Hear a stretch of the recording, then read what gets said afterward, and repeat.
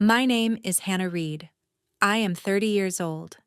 I am the co-founder of Reed Vale Capital, which is a mid-sized investment firm that specializes in emerging technology and clean energy initiatives. I have a business degree from one of the country's best universities. I have an MBA from another top institution. I have spent the last 7 years building something with my husband that has become worth approximately $240 million. I have a very particular skill. I read. Specifically, I read documents. Not the way that most people read documents, skimming the highlights and trusting that the main points will be obvious. I read documents the way that people used to read scripture, word by word, clause by clause, understanding that meaning is often hidden in the details and that the most important information is frequently placed in the least visible locations. My father taught me this skill. My father is a lawyer who spent 40 years practicing corporate law before he retired.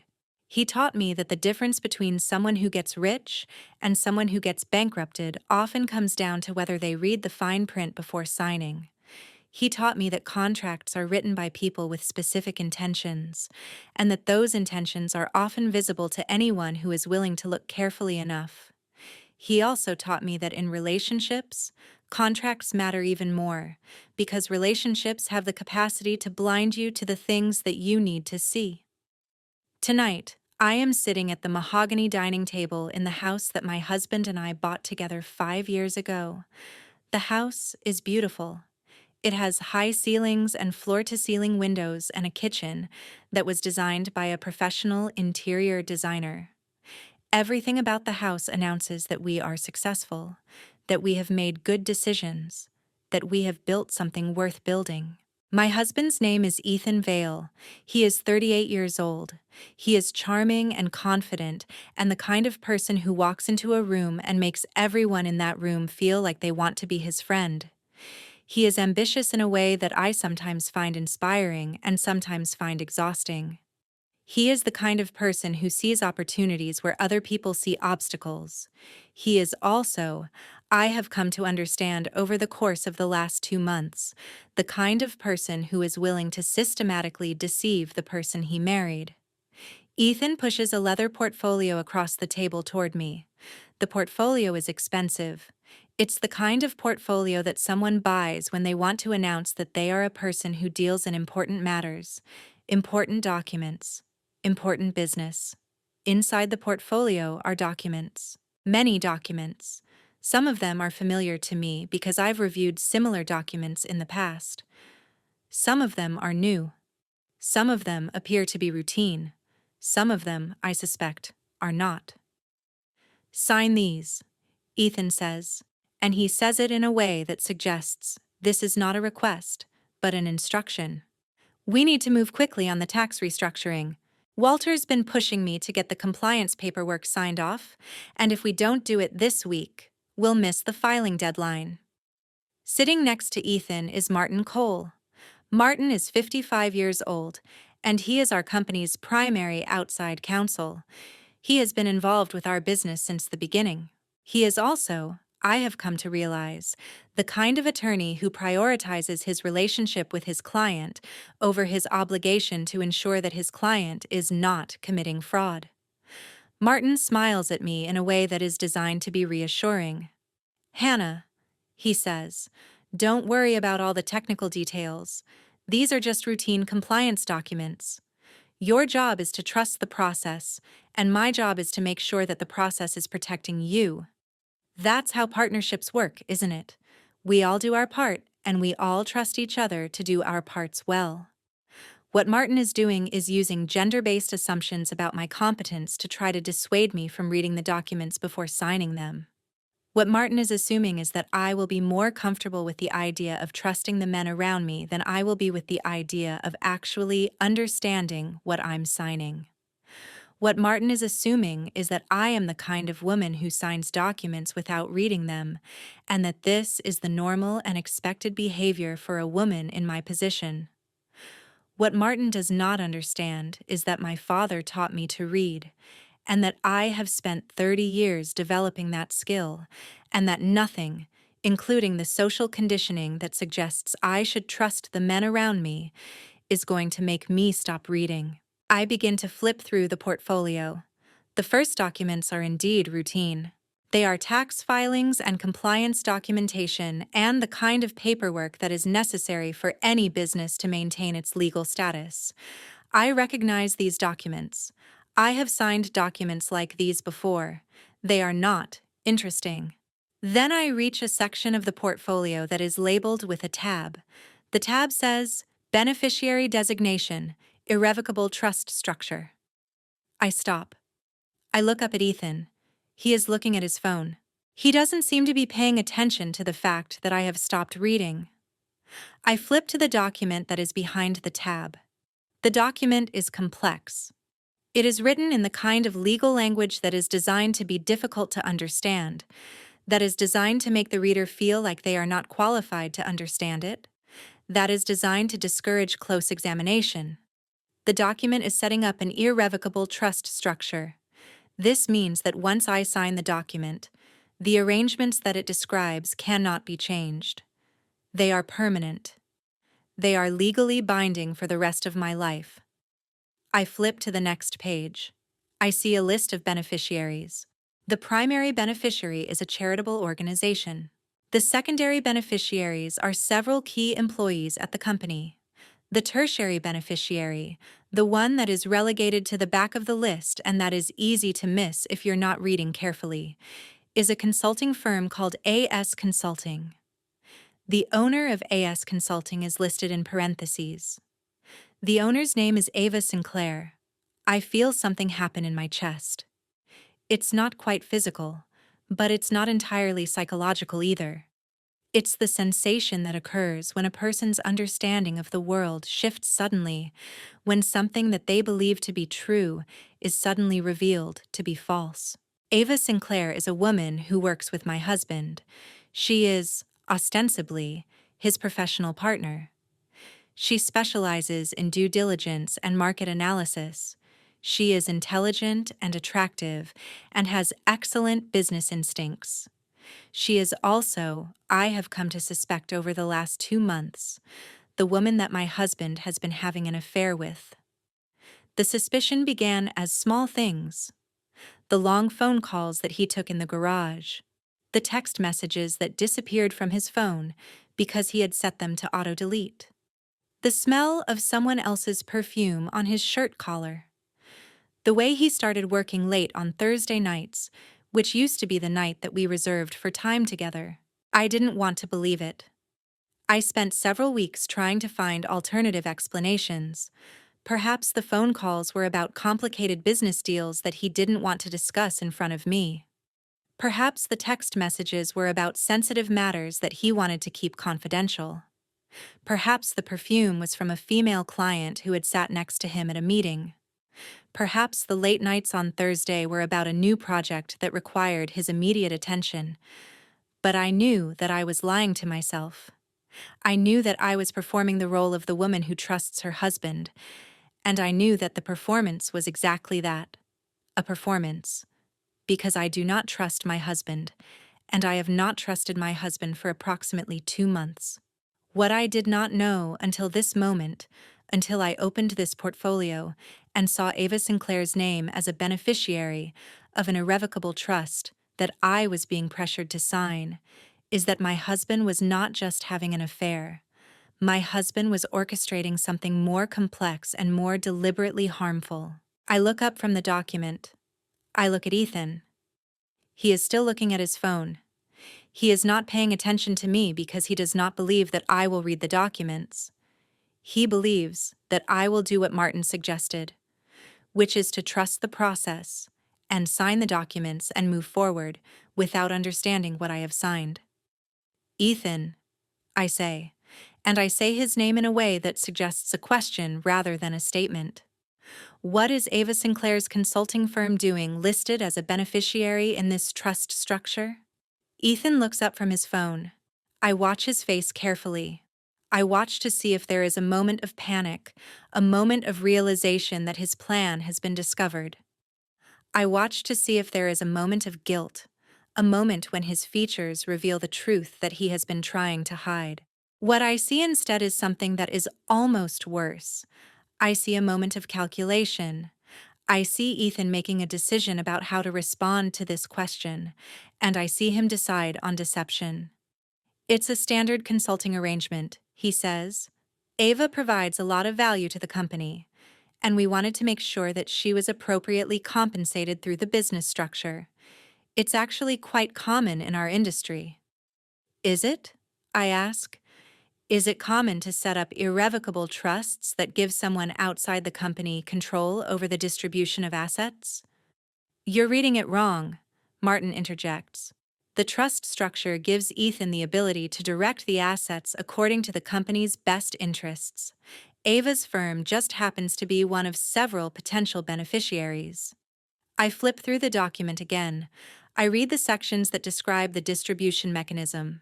What becomes clear as I read more carefully is that Martin is lying. The trust structure does not give Ethan the ability to direct the assets. The trust structure gives control over the assets to something called a trust protector, and the trust protector is designated as someone named Marcus Webb. I look at the resume that is included in the portfolio. Marcus Webb is Ava's brother. Marcus Webb has a background in financial administration and has worked for various firms in roles that involve managing assets on behalf of others. What this means is that once I sign this document, I will have transferred control of the assets that are in my name to an irrevocable trust. That trust will be managed by a trust protector who is the brother of the woman that my husband is having an affair with. That trust protector will have the authority to distribute assets to Ava's consulting firm. Once the assets have been distributed to Ava's consulting firm, they are no longer under anyone's control, but Ava's. In other words, my husband has set up a mechanism to systematically transfer my assets to his girlfriend. The beautiful irony of this situation, if you can call it ironic when you are the victim of deliberate fraud, is that the transfer of assets would be perfectly legal. There is nothing illegal about setting up a trust structure that benefits someone you choose to benefit. There is nothing illegal about having a trust protector who is a family member of one of the beneficiaries.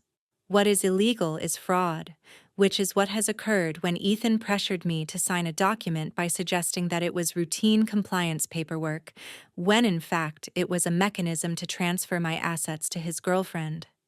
I close the portfolio. I'm not signing this, I say.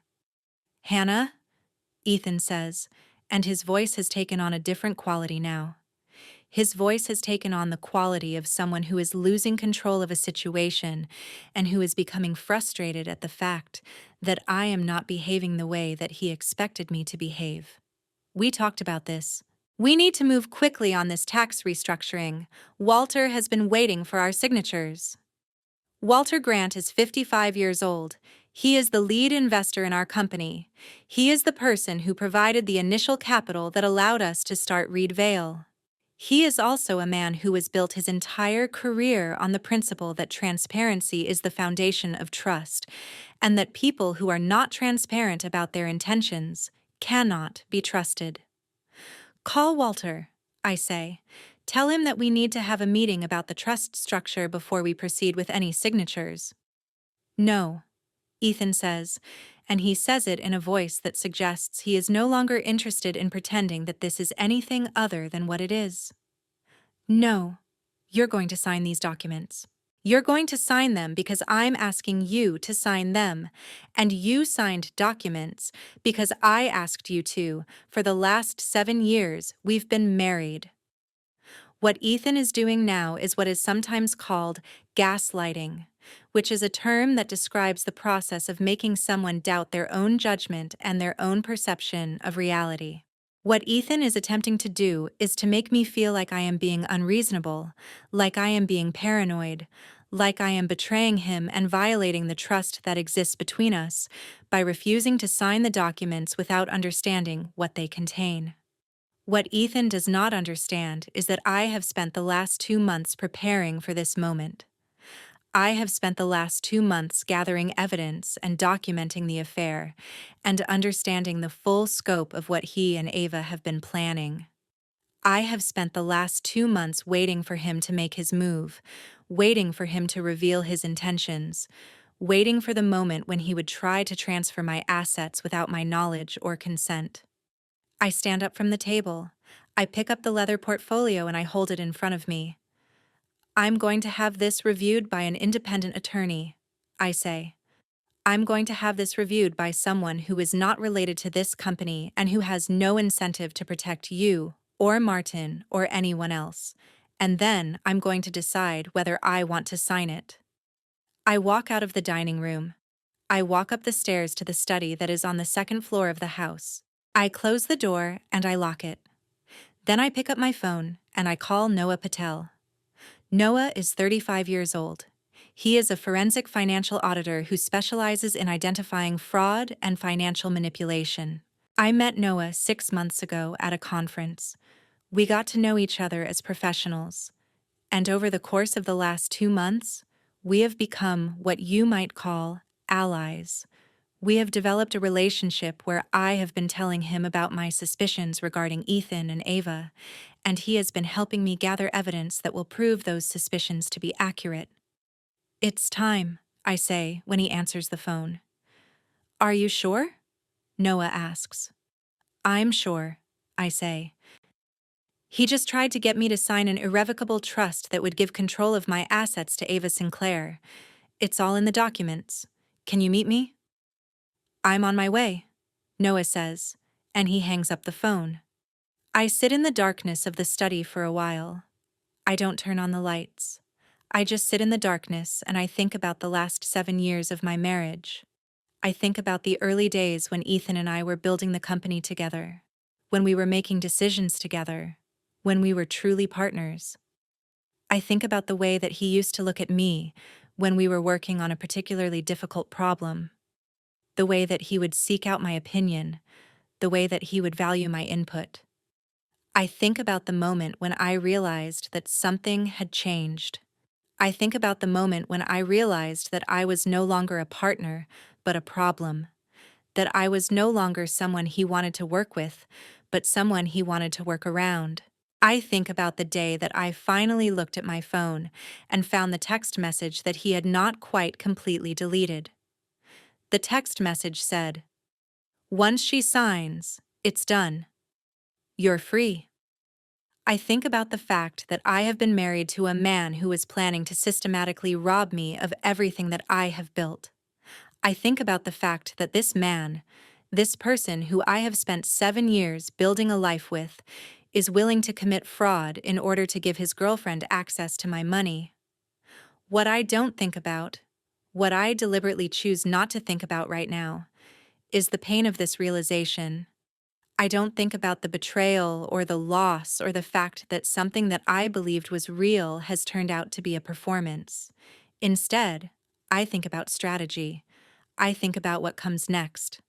I think about how to protect myself and how to ensure that Ethan and Ava cannot harm me or anyone else. This is the moment when I stop being a wife and I start being a survivor. For the next 48 hours, I do not sleep. I do not sleep because I am too busy reviewing documents, and because my mind is moving too quickly, and because the adrenaline that is coursing through my body makes sleep feel like a luxury I cannot afford. Noah arrives at my house the evening after the dinner table confrontation. He brings his computer and his scanner and his collection of forensic accounting tools. We set up in the guest house that is located on the back corner of the property, the place where I have been spending my evenings for the last 2 months, the place where Ethan never goes because he has no reason to go there, and because I have deliberately made sure that he does not. We begin by scanning the documents that were in the leather portfolio. We scan each page, and we store them on an encrypted drive. Then Noah begins to analyze the documents, tracing the flow of money, understanding the mechanisms by which assets would be transferred, identifying the control mechanisms that Ethan has built into the structure. What becomes clear very quickly is that this is not a hastily conceived plan. This is not something that Ethan thought of last week and decided to implement immediately. This is something that he has been planning for months. This is something that he has carefully structured with the assistance of lawyers and accountants and financial advisors. Noah opens a spreadsheet, and he shows me the financial transactions from the last 24 months. What I see is a pattern of regular payments being made from the company account to AS Consulting. The payments are labeled as consulting fees. The amounts are substantial. Over the course of 2 years, approximately $2 million has been transferred to Ava's consulting firm. This money has effectively been stolen, Noah says quietly.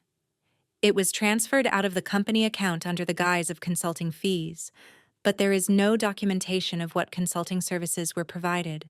There is no basis for these payments. I look at the spreadsheet and I feel something that is very close to rage. It is not quite rage, but it is adjacent to rage. It is a cold, precise anger that has nothing to do with emotion and everything to do with a clear assessment of the situation. Can you trace where the money went from AS Consulting? I ask. Noah nods. He pulls up another spreadsheet. What he shows me is that the money from AS Consulting was transferred to various personal accounts. Some of the money was used to purchase luxury goods. Some of the money was used to fund travel. Some of the money was deposited into a personal savings account that is in Ava's name and in Ethan's name, jointly.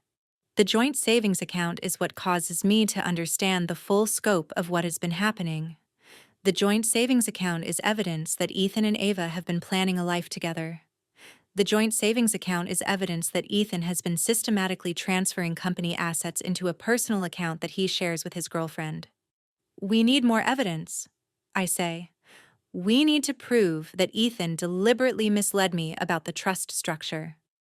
Noah pulls up his computer and he shows me a series of emails that he has obtained through his connections in the financial services industry. These are emails between Ethan and Ava that discuss the trust structure. In one email, Ethan writes, "Once she signs, everything will be transferred to the trust, and the trust will be under Marcus's control. Then we can start moving the assets where we want them." In another email, Ava writes, "When is she going to sign? I'm running out of patience, and I'm not interested in waiting much longer." In a third email, Ethan writes, "She will sign. She always does what I ask. She trusts me too much to actually read the documents." I read these emails and I understand something about myself that I have been avoiding understanding for quite some time. I understand that I have been willing to trust my husband because trusting him felt easier than the alternative, which was to acknowledge the possibility that he might not be trustworthy. I understand that I have been willing to believe his reassurances about the documents because I wanted to believe them, because accepting his reassurances meant that I did not have to do the work of reading the documents and understanding what they actually said. But this realization does not make me sad. This realization does not make me feel foolish or inadequate for not seeing the truth earlier. This realization makes me feel determined. This realization makes me understand that I need to take action immediately before Ethan realizes that I have discovered what he has been planning. I need to set up my own trust, I say to Noah. I need to do it before he realizes that I know what's happening. I need to make sure that my assets are protected. That's smart, Noah says, but we need to be careful about how we do this.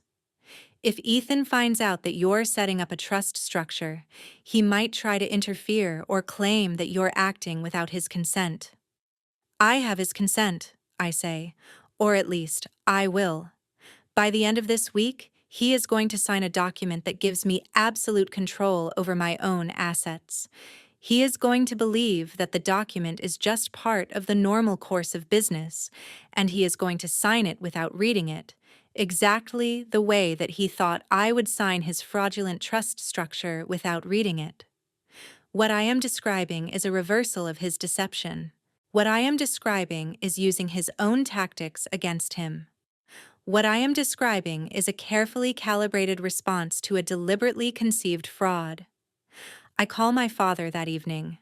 I tell him about the trust structure and the financial transfers and the emails. I tell him about my plan to set up my own irrevocable trust that would protect my assets from any claims that Ethan might make. I tell him that I need his help to set this up quickly and quietly. My father listens without interrupting. When I finish, he is silent for a very long time. "Hannah," he says finally, "are you sure that you want to do this? Are you sure that you want to go down this path?" "I'm sure," I say. "Because once you do this," my father says, "there is no going back. You cannot undo an irrevocable trust. You cannot reverse the decision.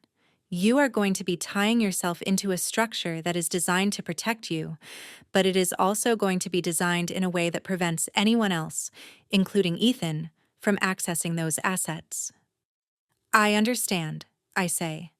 "And you understand," my father says, "that by doing this, you are essentially declaring war on your marriage. You are saying to Ethan that you know what he has been doing, and that you are going to protect yourself from him, whether he likes it or not." "I understand," I say again. "Then I will help you," my father says. "And I am going to suggest that you consider talking to Walter before you implement this plan. Walter needs to understand what is happening within his company. He needs to understand that there is fraud occurring and that his investment is potentially at risk." "I'll talk to Walter," I say. Over the next 72 hours, I prepare myself. I have my father draft the irrevocable trust structure. I work with him to identify which of my assets need to be protected and how to structure the trust to ensure that those assets are protected from any claims that Ethan might make. I also work with a notary and a third independent attorney to ensure that the trust is legally sound and that it is not open to any legal challenges. The trust is called the Reed Legacy Trust. The grantor is me. The beneficiaries include various charitable organizations and key employees of Reed Vale. The trust protector is Noah Patel. The mechanism is irrevocable, which means that once the assets are transferred into the trust, they cannot be transferred out. They are locked into place.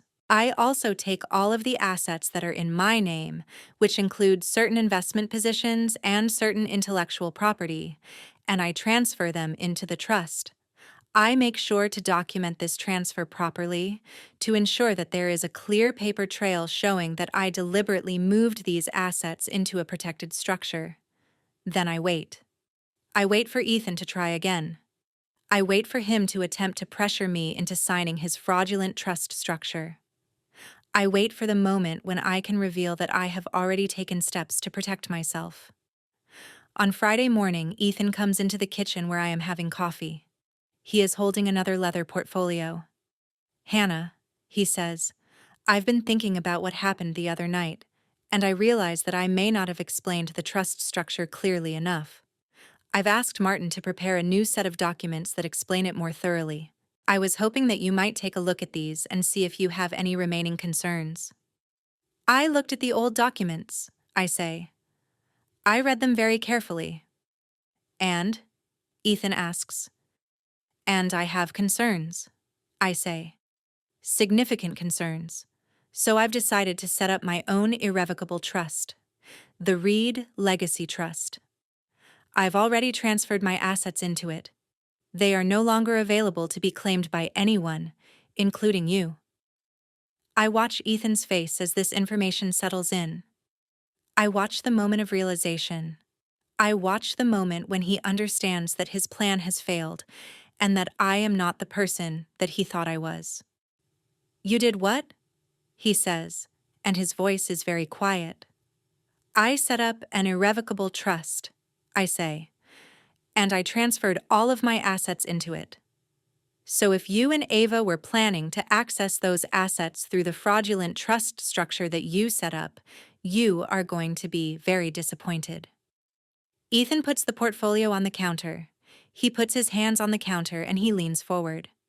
I can see that he is trying to process what I have just told him, that he is trying to figure out what to do next. "We need to talk about this," he says. "We certainly do," I say. "And I think we should also talk about the $2 million that you've transferred to Ava's consulting firm over the last 2 years. And I think we should probably also talk about the joint savings account. And I think we should probably also talk about the emails where you discuss transferring my assets without my knowledge or consent. Those emails were taken out of context," Ethan says, but even as he is saying this, he knows that the emails are not out of context. The emails are very much in context. The emails are exactly what they appear to be, which is evidence of deliberate fraud. "I'm done talking about this," I say. "I'm going to have a meeting with Walter on Monday. I'm going to explain to him what has been happening, and I'm going to explain to him that we need to bring in an independent auditor to review all of the company's financial records." Ethan turns and he walks out of the kitchen. He walks up the stairs to the bedroom that he shares with me, though I suspect that he will not be sharing that bedroom with me for very much longer. The meeting is held on Monday morning in the company's main conference room. The conference room is very large and very well appointed. The table is made of dark wood. The chairs are leather. The walls are decorated with photographs of successful business deals and successful entrepreneurs. The room is designed to project the appearance of competence and success, and the kind of business acumen that inspires confidence. I am sitting at one end of the table. Noah is sitting next to me. My father is sitting next to Noah. Walter Grant is sitting at the other end of the table. Ethan is sitting across from me. Martin Cole is sitting next to Ethan. Ava Sinclair is also in the room. She is sitting in a chair against the wall, slightly behind Ethan, in a position that is designed to be visible, but not central. I open a leather portfolio, which I have deliberately chosen to match the portfolio that Ethan used when he tried to trick me into signing the fraudulent trust structure. I pull out a series of documents and I lay them on the table in front of Walter. "Walter," I say, "I need to tell you about something that is happening within Reed Vale. I need to tell you that there is fraud occurring and that your investment in this company is at risk." Walter looks at the documents. He is reading very carefully. I watch his face as he reads. I watch the moment when his expression changes, when he realizes what he is looking at. "Ethan," Walter says, and his voice is very cold, "can you explain these documents to me?" "They're routine consulting arrangements," Ethan says, but I can hear in his voice that he knows that this explanation is not going to be sufficient. "These are not routine consulting arrangements," I say. "These are payments that were made to a consulting firm that is owned by Ava Sinclair. The payments were made without any documentation of the consulting services that were provided. The payments were transferred into a joint account that is owned by Ethan and Ava Sinclair. And Ethan has been attempting to set up an irrevocable trust structure that would give Ava's brother control over my assets so that those assets could be transferred to Ava's consulting firm." Noah pulls out a spreadsheet and he lays it on the table. He points to the financial transactions that show the flow of money from the company account to AS Consulting to the personal accounts belonging to Ethan and Ava. "These transactions total approximately $2 million, Noah says. "This money was transferred out of the company account under fraudulent documentation. This money was effectively stolen." Martin is holding his head in his hands. He is not saying anything. He is simply sitting there, and I can see that he is coming to terms with the fact that he has been complicit in a fraud, and that his involvement in this fraud is now being exposed in front of witnesses. "Ethan," I say, "I want you to know that I have been recording our conversations for the last 3 months. I have recordings of you telling Ava that I would sign the documents without reading them because I trusted you too much to actually understand what I was signing. I have recordings of you discussing the fraudulent trust structure. I have recordings of you planning how to systematically transfer my assets to Ava without my knowledge or consent. I pull out my phone and I show everyone in the room a transcript of one of these recordings. The transcript shows Ethan saying, "She's too stupid to read the fine print. She just trusts me. Once she signs, everything will be ours." I watch Ava's face as she reads this transcript. I watch the moment when she realizes that Ethan has described her as part of a plan that involves someone being too stupid to protect their own interests. I watch the moment when she understands that she is not a partner in this scheme, but an accessory to it. "I haven't done anything wrong," Ava says. "Ethan told me that the consulting arrangements were legitimate. Ethan told me that the money was being paid for services that I was providing." "Is that what Ethan told you?" I ask. "Or is that the story that you've agreed to tell if this ever came out?" Ava doesn't respond. She just looks at Ethan, and I can see in her expression that she is beginning to understand that Ethan has set her up to be the fall person if this scheme was ever discovered. Walter stands up. He walks to the window and he looks out at the city below. He is silent for a very long time. When he turns back around, his face is very stern. "Ethan," Walter says, "you are fired. Effective immediately. You are being terminated for fraud, for embezzlement, and for violation of your fiduciary duty to this company." "Walter," Ethan says, "I can explain." "I'm not interested in explanations," Walter says. "I'm interested in protecting my investment and protecting the integrity of this company. Hannah, I want you to know that I believe you, and I want you to know that I will be recommending that the board of directors take any and all legal action that is necessary to recover the $2 million that was fraudulently transferred." Walter then turns to Martin. "Martin," Walter says, "I will be reviewing your involvement in this situation. If I determine that you were complicit in this fraud, I will be recommending that the Bar Association investigate your conduct." Martin looks like he is going to say something, but he seems to think better of it. He just nods and he sits back in his chair. I look at Ethan, and I feel something that is not quite satisfaction and not quite sadness. I feel something that is closer to clarity. I feel the clarity of someone who has made a very difficult decision and has executed that decision successfully. "I'm done," I say. "I'm done with this marriage. I'm done with this company. I'm done with pretending that people who have betrayed me might change or might somehow become trustworthy again. I want you to move out of the house by this afternoon.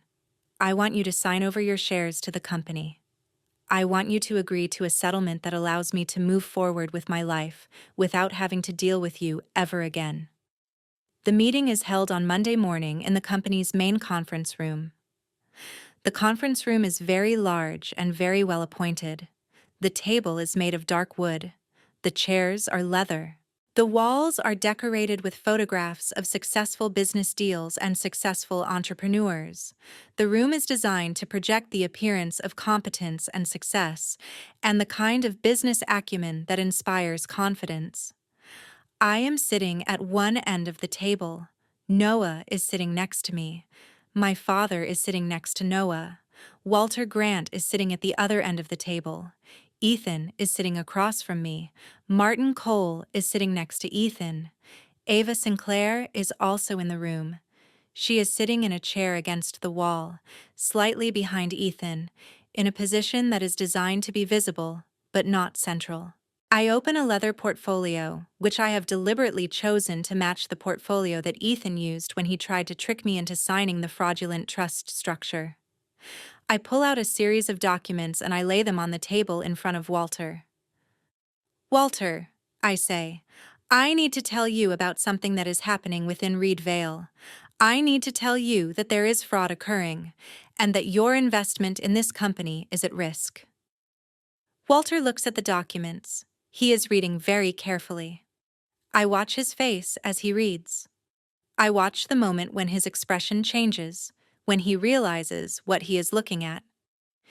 "Ethan," Walter says, and his voice is very cold, "can you explain these documents to me?"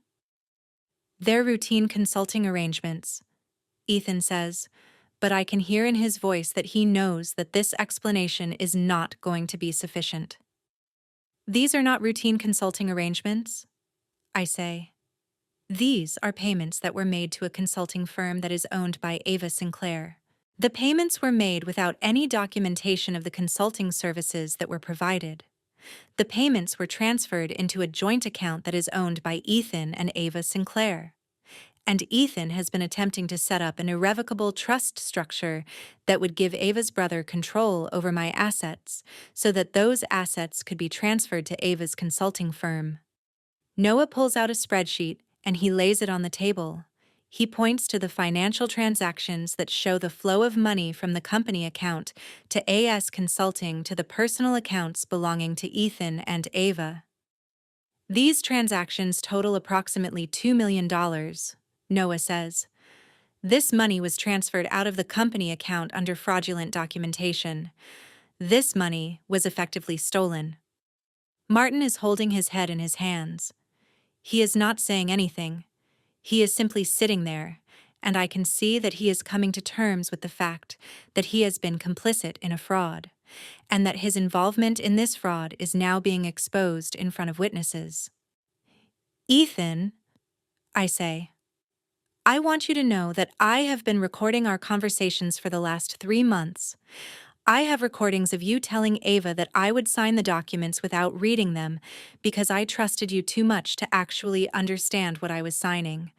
I have recordings of you discussing the fraudulent trust structure. I have recordings of you planning how to systematically transfer my assets to Ava without my knowledge or consent. I pull out my phone and I show everyone in the room a transcript of one of these recordings. The transcript shows Ethan saying, "She's too stupid to read the fine print. She just trusts me. Once she signs, everything will be ours." I watch Ava's face as she reads this transcript. I watch the moment when she realizes that Ethan has described her as part of a plan that involves someone being too stupid to protect their own interests. I watch the moment when she understands that she is not a partner in this scheme, but an accessory to it. I haven't done anything wrong, Ava says. Ethan told me that the consulting arrangements were legitimate. Ethan told me that the money was being paid for services that I was providing. Is that what Ethan told you? I ask. Or is that the story that you've agreed to tell if this ever came out? Ava doesn't respond. She just looks at Ethan, and I can see in her expression that she is beginning to understand that Ethan has set her up to be the fall person if this scheme was ever discovered. Walter stands up. He walks to the window and he looks out at the city below. He is silent for a very long time. When he turns back around, his face is very stern. "Ethan," Walter says, "you are fired.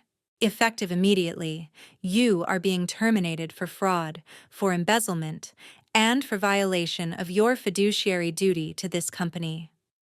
"Walter," Ethan says, "I can explain." "I'm not interested in explanations," Walter says. "I'm interested in protecting my investment and protecting the integrity of this company. Hannah, I want you to know that I believe you, and I want you to know that I will be recommending that the board of directors take any and all legal action that is necessary to recover the $2 million that was fraudulently transferred." Walter then turns to Martin. "Martin," Walter says, "I will be reviewing your involvement in this situation. If I determine that you were complicit in this fraud, I will be recommending that the Bar Association investigate your conduct." Martin looks like he is going to say something, but he seems to think better of it. He just nods and he sits back in his chair. I look at Ethan, and I feel something that is not quite satisfaction and not quite sadness. I feel something that is closer to clarity. I feel the clarity of someone who has made a very difficult decision and has executed that decision successfully. I'm done, I say. I'm done with this marriage. I'm done with this company. I'm done with pretending that people who have betrayed me might change or might somehow become trustworthy again. I want you to move out of the house by this afternoon. I want you to sign over your shares to the company. I want you to agree to a settlement that allows me to move forward with my life without having to deal with you ever again. Chapter 4. The Legal Reversal. The legal proceedings that follow are extensive and very precise. My father brings in a team of attorneys who specialize in corporate fraud. Noah works with them to document every single financial transaction that was made to AS. Consulting. We gather evidence of the affair. We gather evidence of the fraudulent trust structure. We gather evidence of the emails and the recordings and the conversations. Ethan tries to fight back. He claims that I have violated his privacy by recording him without his consent. He claims that the trust structure was legitimate and that he was not attempting to commit fraud. He claims that he was just trying to find a more efficient way to structure the company's finances. But the evidence is overwhelming. The documentation is irrefutable. The recordings are very clear. By the end of the legal proceedings, it becomes obvious that Ethan has no defense. He cannot explain where the $2 million went. He cannot explain why a consulting firm owned by his girlfriend was being paid for services that were never documented. He cannot explain why he was attempting to set up a trust structure that would give his girlfriend's brother control over my assets. Ethan agrees to a settlement. He agrees to pay back the $2 million that was fraudulently transferred to AS Consulting. He agrees to sign over his shares in Reed Vale. He agrees to sign a settlement agreement that provides me with a lump sum payment in exchange for my agreement not to pursue criminal charges against him. As part of the settlement, I insist that Ava Sinclair be removed from her position with the company. I insist that she sign a non-disparagement agreement that prevents her from discussing the situation with anyone. I insist that she agree to a settlement that acknowledges her role in the fraud. Ava, for her part, comes to understand that her situation with Ethan was not as romantic or as genuine as she thought it was. She comes to understand that Ethan was willing to manipulate her just as much as he was willing to manipulate me. She comes to understand that she was being used. One afternoon, about a week after the settlement is finalized, Ava approaches me. We are both in the office, though we are trying very hard not to make eye contact with each other. She says, "I want you to know that I didn't think about the fact that I was hurting you. I didn't think about the fact that you were a real person with real feelings. I only thought about the fact that I wanted to be with Ethan, and I wanted to have the life that I thought he was going to give me."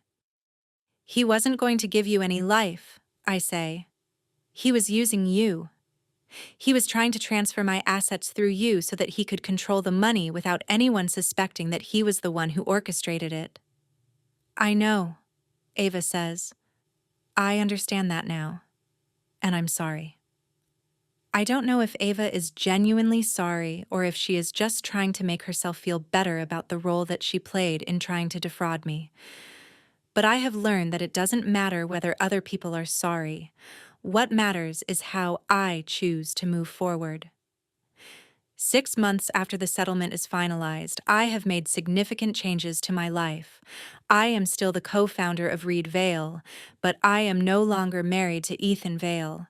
I am no longer living in the house that we bought together. I am living in a new house, a house that is in my name, a house that is mine and mine alone. I have also made changes to the company structure. I have brought in new leadership. I have implemented new financial controls. I have made sure that the company is not vulnerable to the kind of fraud that Ethan and Ava were attempting. But the most significant change that I have made is that I have decided to use some of my resources to help other people. I have decided to create something called the Financial Security Network for Women. The network is a nonprofit organization that provides financial literacy training to women who are at risk of being exploited by the people around them. The Financial Security Network provides free consultations to women who are concerned about their financial security. The network provides training in how to read contracts and understand financial documents. The network provides legal resources for women who have been victims of financial fraud or financial manipulation. We are funded by a percentage of my dividend income from Reed Vale. We have a small office in the downtown area. We have a team of volunteers who are attorneys and accountants and financial advisors. We are trying to make sure that other women do not find themselves in the position that I was in, where they are so trusting of the people around them that they are willing to sign documents without understanding what those documents contain. One afternoon, I am sitting at the desk in my office at the Financial Security Network.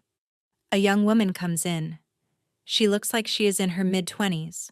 She looks like she is scared and she is trying very hard not to cry. My boyfriend, she says, is asking me to sign some financial documents. He's telling me that they're just for business purposes and that I should trust him. But I found some things that don't seem right, and I'm worried that something is wrong. I lean forward and I look at this woman, and I think about myself 6 months ago. And I think about the moment when I chose to read the documents carefully instead of just signing them. Tell me what you found, I say. And then I'm going to teach you how to read the documents carefully so that you can understand exactly what you're being asked to sign. Over the next few hours, I work with this young woman to analyze the documents that her boyfriend is asking her to sign. What we discover is that the documents are designed to give her boyfriend control over her assets. What we discover is that this is not a coincidence. What we discover is that her boyfriend is attempting to commit fraud. I help her understand that she needs to protect herself. I help her understand that she needs to set up her own legal structure to protect her assets. I help her understand that she needs to be willing to walk away from her relationship if that is what it takes to protect herself. Hi, how did you know to look for the fraud? She asks me. Because someone taught me? I say. My father taught me to read. He taught me that the people who write contracts always have intentions, and that those intentions are often written into the document if you're willing to look carefully. He taught me that the difference between being protected and being robbed sometimes comes down to whether you're willing to read the fine print. That evening, I go home to my new house. I have dinner in my new kitchen. I look at the view from my windows and I think about how different my life is from how it was 6 months ago. I also think about Ethan, and I think about whether I am angry at him or whether I have moved past anger into something that is closer to pity.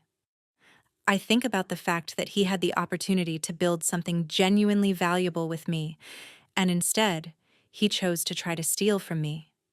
I think about the fact that he had the opportunity to be someone who was trustworthy, and instead he chose to be someone who was fraudulent. I pick up the pen that was sitting on his desk, the pen that he used to sign important documents. The pen has run out of ink. The pen can no longer write. I place the pen on a shelf in my study where I can see it every day. It serves as a reminder of something that I have learned about myself over the course of the last 6 months. I learned that I am not someone who can be fooled just because I want to believe in the people around me. I learned that I have the capacity to read documents carefully and to understand complex legal structures and to protect myself. I learned that it is possible to be both trusting and careful, both open to the people around me and vigilant about my own interests. Most importantly, I learned that when someone shows you who they are, you have to believe them.